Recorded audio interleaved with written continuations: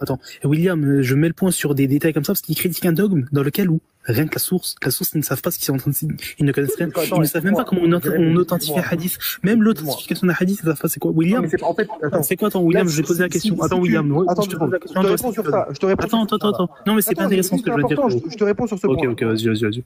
Si ils étaient dans une démarche de réforme de l'islam où ils faisaient une critique en disant voilà ce savant a dit ce hadith est sahih mais moi je pense qu'il l'est pas. Tu pourrais leur dire ouais vous connaissez pas la différence entre un khabar, un athar, vous ne savez pas quels sont, vous n'avez pas de base dans les sciences islamiques, vous ne savez pas comment authentifier. Mais là c'est pas ce qu'ils font. Là ils te disent nous on critique l'islam sunnite. L'islam sunnite a des références et des autorités. Nous, on ne se mêle pas de savoir comment ils ont fait pour dire c'est sahih. Ce qui nous intéresse, c'est de dire ce hadith c'est sahih. Point. Après, comment ils ont fait, comment ils n'ont pas fait, comment ils ont fait, qu'est-ce qu'ils n'ont pas fait, qu'est-ce qu'ils auraient dû faire, ça c'est un sujet qui ne les concerne pas, puisqu'ils ne se présentent pas comme des gens qui veulent réformer l'islam. Ils se présentent comme des gens qui disent voilà ce que dit l'islam sunnite. Voici ce sur quoi se basent les savants pour dire ce qu'ils disent. Ils se basent sur ce hadith que eux-mêmes qualifient d'authentique. Point. Ouais, il a parlé français. Donc le reproche que tu fais, à mon sens, il est pas honnête. Il est nul. Ok. Du coup, on voit un texte. Ok, tant mieux.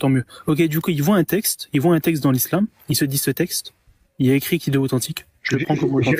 Jérémy, je ne cherche pas à étudier la chose, je ne cherche pas à étudier la chose, je ne cherche pas le nom, je ne sais pas quoi, et je balance comme ça. Je m'en fous de Jérémy. Non, ils te disent, voici ce que Jérémy, toi, tu l'authentifies pas, toi, Jérémy? Attends, je vais te poser une question, William, par rapport à... Ils te disent, William, je vais te poser une question, Poto. Mais juste... Non, Jérémy, écoute-moi, s'il te plaît. Regarde, ils ne savent même pas combien il y a de hadiths. Jérémy, il y en a qu'un seul. Jérémy, écoute-moi s'il te plaît. Le 1422C de Muslim, le hadith, il est sahih, oui ou non? Je te pose la question, comment ils ont fait pour rendre sahih? J'en ai rien à foutre de savoir comment ils l'ont fait. Tu utilises une voiture, est-ce que tu sais faire un moteur? Non, j'utilise même pas de voiture. Oui, mais c'est pareil. Tu as des baskets à tes pieds, tu sais faire des baskets? Ouais, ça oui. Ils ont étudié le mode de transmission entre les rapporteurs. Est-ce qu'il a été informé? Est-ce qu'on lui a transmis? Est-ce qu'il a entendu? Ou est-ce que c'est la an'ana? Ils ont étudié le dabt. Ils ont étudié la adala. Ils ont étudié la biographie des transmetteurs, etc., etc. Voici les critères qu'ils prennent en compte. Ils ont essayé de vérifier si oui ou non ça contredit le Coran ou pas. Est-ce que c'est un hadith qui a pu être abrogé ou pas? C'est ça les critères qu'ils prennent en compte. Mais nous, on s'en fout. Ce qui nous intéresse, nous, c'est pas de savoir comment ils ont fait. C'est de savoir est-ce que ce texte chez eux, dans l'islam sunnite qui est critiqué, est-ce qu'il fait autorité? Voilà. Est-ce qu'il fait autorité? Est-ce qu'il est pris en compte encore aujourd'hui en 20d2024 pour établir? Il a pas de raison, c'est ça. Est-ce qu'il fait autorité? Et oui, il fait autorité. Ben voilà, il fait autorité. Donc savoir qu'ils ont pris la fiabilité de la mémoire du transmetteur, est-ce qu'il était adl ou est-ce qu'il n'était pas adl. En fait, ça, on s'en fout nous. Est-ce qu'il fait autorité? C'est de savoir si ça fait autorité ou pas.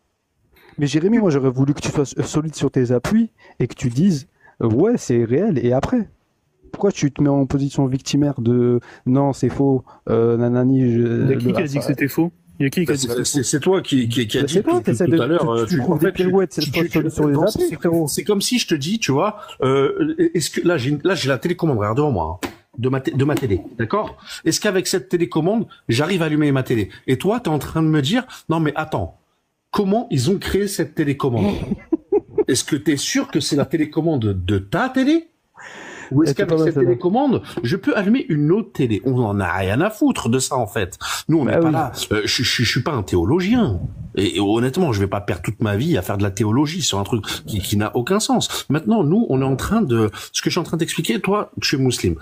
Tu n'as pas inventé l'islam, on est d'accord. Tu t'es basé sur des écrits. Tu as la parole des grands ulama, des grands savants, de tout ce que tu veux. Et toi, tu suis. On est d'accord. Tu as le droit de te poser des questions, de te renseigner. Parce que toi, si tu es croyant, je peux comprendre que tu t'intéresses à des sujets un peu plus pointus. Mais on s'en fout de savoir comment il a été fait. Ce qui compte, c'est le résultat final. Moi, William, je voulais rebondir sur un truc que tu as dit tout à l'heure, là. T'as dit l'islam des conquêtes. T'es là ou pas? L'islam des conquêtes.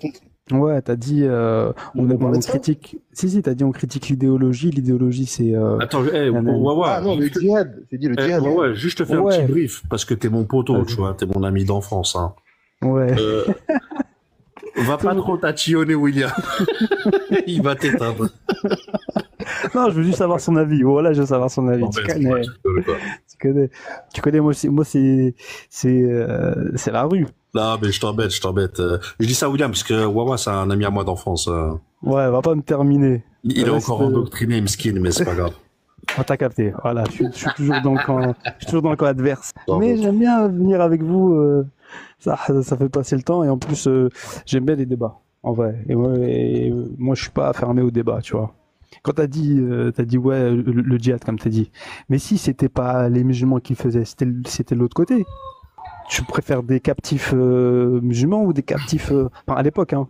Je pense que les captifs, ils préféraient ne pas être musulmans. Donc c'est pour ça qu'ils faisaient cette conquête. Tu vois ce que je veux dire? Ah non, C'est- le djihad sinon, de conquête.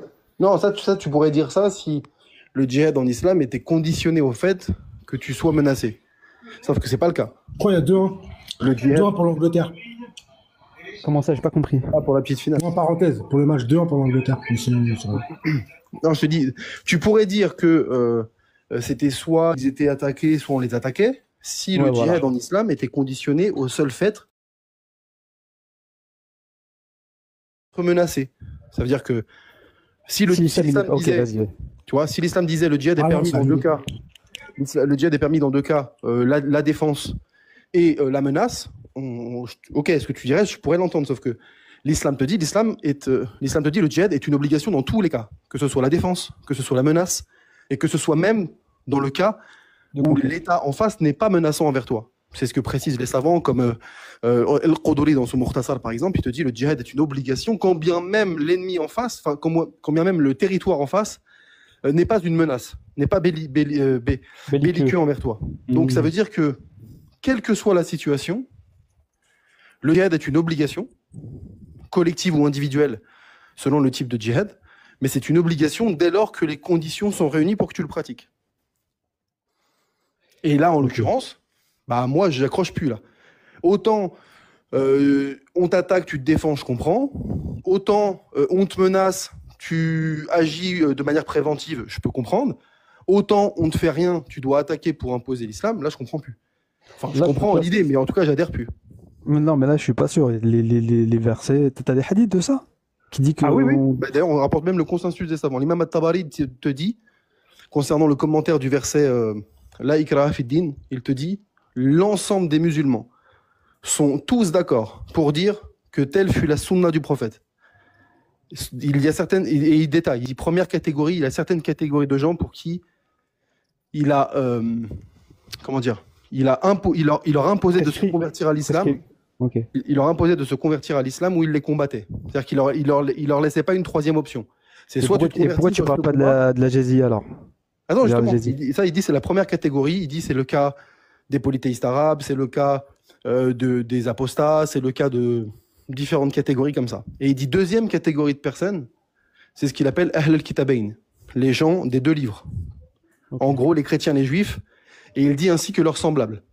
Il dit pour cette catégorie de gens-là, le prophète délaissait la contrainte, c'est-à-dire qu'il délaissait le fait de les contraindre à embrasser l'islam à la condition qu'ils acceptent d'être des ennemis, de payer la jizya, et s'ils refusaient de payer la jizya, alors ils étaient combattus.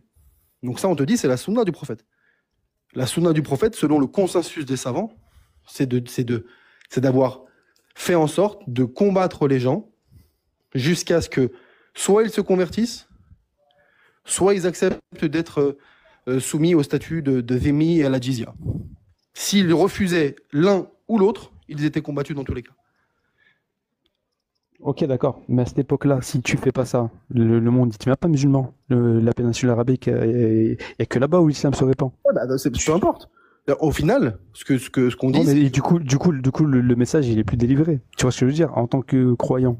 Moi, je me tu dis sais ça. que tu prends le christianisme, le christianisme s'est diffusé dans l'Empire romain sans que les chrétiens se coalisent en guerriers et fassent la guerre à l'Empire romain. Au contraire, ils ont même Ok. été persécutés pendant 200-300 ans, avant, même 400 ans, 382, le premier édit de Constantin, je crois, 82 et 394 quand le christianisme est devenu religion officielle avec Théodose, si ma mémoire est bonne, de l'Empire romain. Pendant 400 ans, les chrétiens ont été persécutés. Et ça n'a pas empêché le christianisme de se diffuser. Au contraire, mais il s'est diffusé par un autre moyen. Ils n'ont pas fait la guerre, ils n'ont pas fait le djihad de conquête pour imposer le christianisme à l'Empire romain.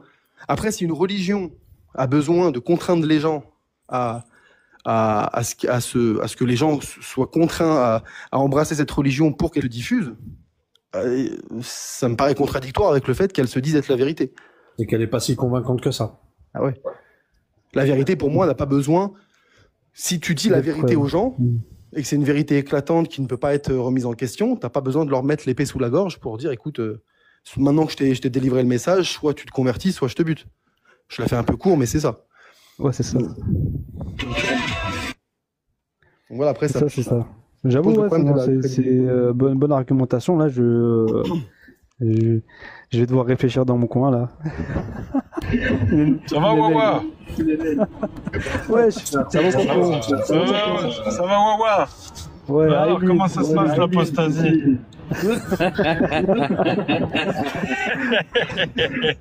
Eh ben, voilà, alors, je t'avais dit.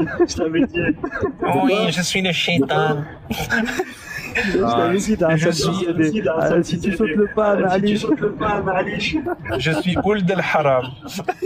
Je suis le fils de Satan. Ah, on n'avait pas la d'info.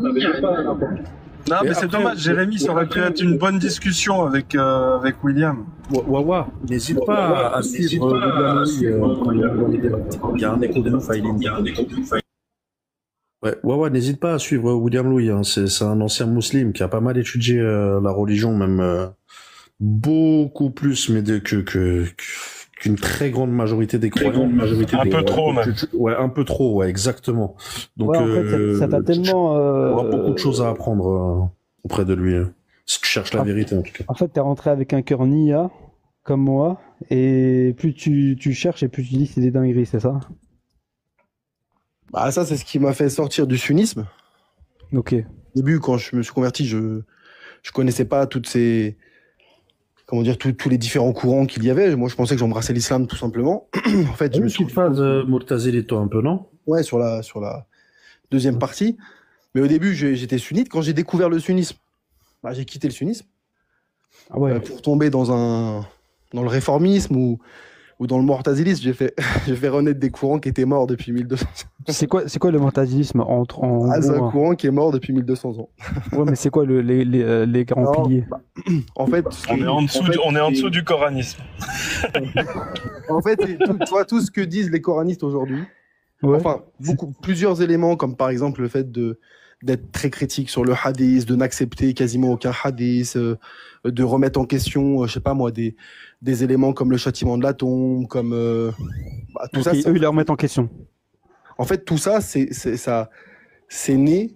En fait, dès les tout débuts de l'islam, parce que le mortazilisme, c'est l'un des tout premiers courants, si ce n'est le premier courant de l'islam qui s'est formalisé dès les tout premières décennies de l'islam. Et déjà en son sein, il y a des gens qui étaient extrêmement critiques sur le hadith, qui disaient que il y a tellement de hadiths en circulation et tellement de mensonges qu'ils peuvent pas faire confiance, donc ils rejetaient le hadith de manière générale. Par exemple, tu vois, ils se basaient que sur le Coran. Donc d'une certaine manière, c'était les précurseurs du Coran. C'était les précurseurs actuels. En fait, ils essaient de faire passer leur raison avec les écrits. Ouais, ils donnaient beaucoup de place à la raison. Ils refusaient ce qu'on appelle le taqlid, le suivisme aveugle, qui est pourtant une obligation dans le sunnisme. Ouais, c'est une obligation. Mais qui est interdit dans le mortazilisme.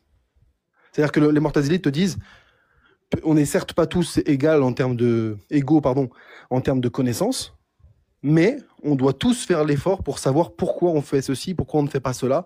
On doit tous se responsabiliser. Ok. Tu peux pas te cacher derrière un tel en disant « Ah, moi j'ai fait ça parce que c'est tel chéri m'a dit ». En fait, tu sondes ton cœur, quoi.